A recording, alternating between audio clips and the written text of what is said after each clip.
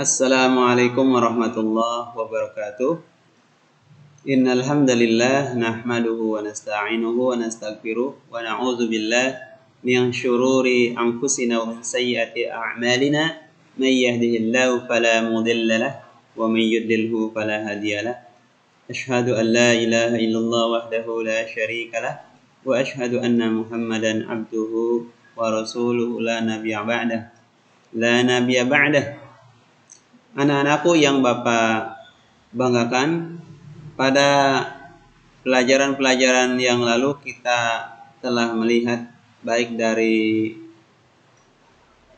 media video, film, ataupun kalian membaca buku yang berkaitan dengan kewiraan terhadap sosok Rasulullah Sallallahu Alaihi Wasallam. Pada kesempatan ini kita akan ambil pelajaran atau mengetahui hikmah dari perang Uhud dan perang Badar, di mana tentunya dinamakan perang Badar. Kaum muslimin dan orang-orang kafir berperang di tempat atau di sebuah tempat,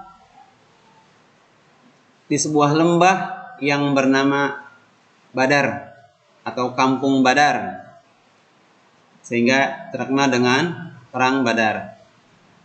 Adapun perang Uhud, di mana kaum muslimin dan orang-orang kafir berperang di sebuah bukit yang tinggi, yang bukit itu sangat panjang dan besar, yang bernama Bukit Uhud, sehingga terkenal dengan perang Uhud. Mari kita sejenak memahami dari hikmah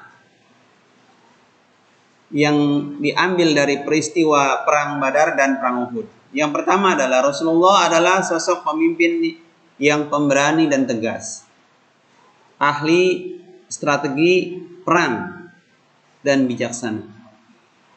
Kita mengenal Rasulullah Sallallahu Alaihi Wasallam melalui sejarah Nabi. Beliau adalah memang seorang pemimpin yang sangat berani ketika berperang dan sangat tegas kepada siapapun yang dapat meremehkan atau melemahkan ajaran Islam. Tentunya sesuai dengan kondisi.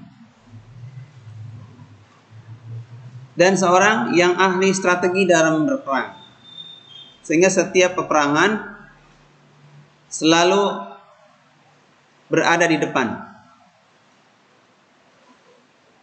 Dan bijaksana, artinya di dalam menentukan sebuah keputusan kepada teman-temannya atau para sahabatnya sangat bijaksana. Yang kedua, keberanian adalah modal utama selain ketangkasan dan kemampuan berperang. Keberanian akan timbul pada diri seseorang ketika di dalam hatinya atau di dalam dirinya keimanan yang kuat. Ketangkasan akan muncul kepada seseorang apabila dia mempelajari kemampuan untuk bela diri. Di dalam berperang, dua modal ini, keberanian dan ketangkasan, sangat diperlukan. Yang apabila menghadapi musuh, maka siap untuk membabat habis musuh yang ada di depannya. Oleh karena itu, kepada anak-anakku, maka pelajarilah kemampuan bela diri, karena kalian adalah tunas bangsa dan harapan orang tua untuk membela agama yang mulia ini. Yang ketiga, di dalam berperang harus mempunyai sifat sabar. Sebenarnya kita tidak hanya mempunyai sifat sabar saja di dalam berperang. Ini merupakan hikmah bahwa bukan hanya berperang, akan tetapi menuntut ilmu pun kita harus mempunyai sifat sabar agar menjadi seorang yang sukses. Kesuksesan kaum muslimin di perang Badar karena sifat sabar atau kesabaran yang dimiliki kaum muslimin sangat baik, sangat sempurna, sehingga kaum muslimin di perang Badar mendapatkan kemenangan yang gemilang. Yang keempat, Islam sangat menghargai pemuda yang kuat daripada pemuda yang lemah.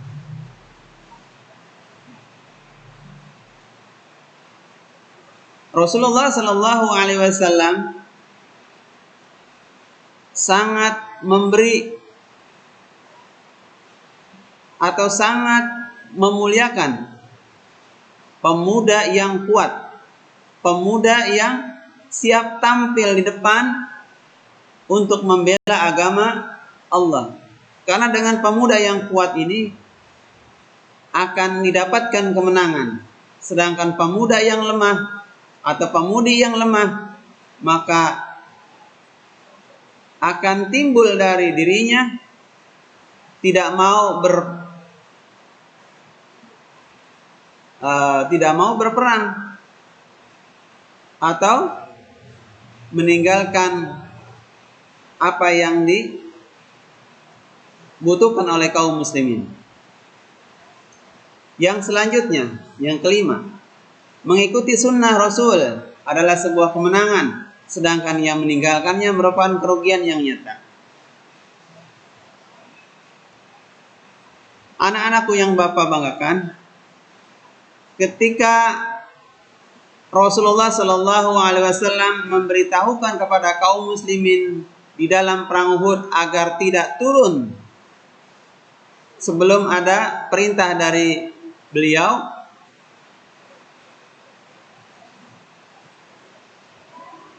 ketika itu seolah-olah orang-orang kafir yang membawa hartanya atau harta ghanimah seolah-olah dalam keadaan yang lemah. Namun kaum muslimin yang berada di atas bukit lupa bahwa ini adalah strategi yang dilakukan oleh orang-orang kafir untuk mengalahkan kaum muslimin. Ketika itu kaum muslimin yang berada di atas tidak mengindahkan apa yang diperintahkan oleh Rasulullah Shallallahu Alaihi Wasallam untuk tetap berada di atas bukit.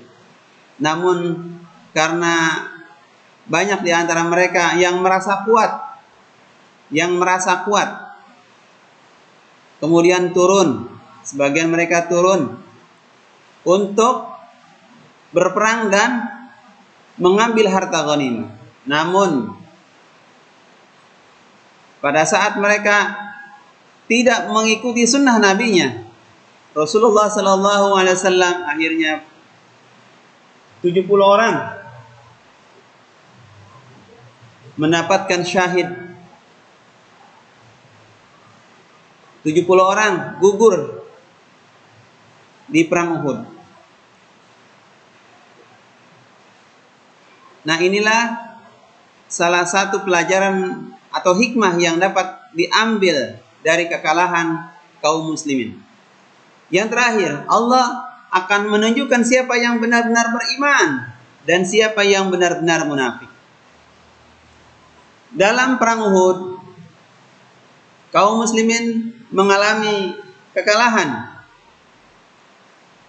Hamzah dan Mus'ab bin Umair beserta 70 orang pasukan gugur sebagai syuhada. Ternyata ada sebagian kecil mungkin orang-orang yang mempunyai sifat nifaq di dalam hatinya, sehingga mereka mundur. Ketika mereka mundur, apa yang dilakukan? Mereka lari meninggalkan perang tersebut. Sehingga kaum muslimin yang berperang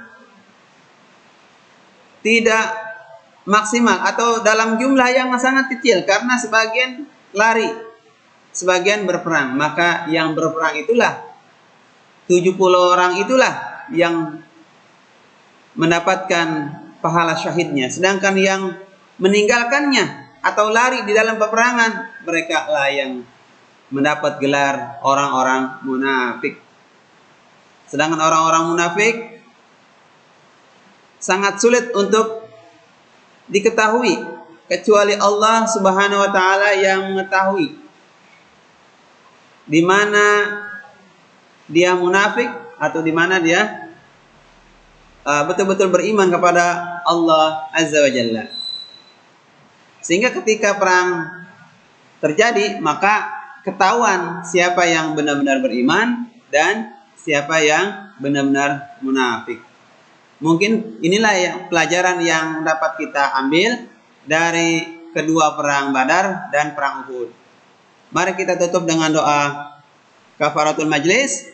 Subhanakallahumma wa bihamdika asyhadu an la ilaha illa anta subhanaka wa atubu ilaik. Assalamualaikum warahmatullahi wabarakatuh.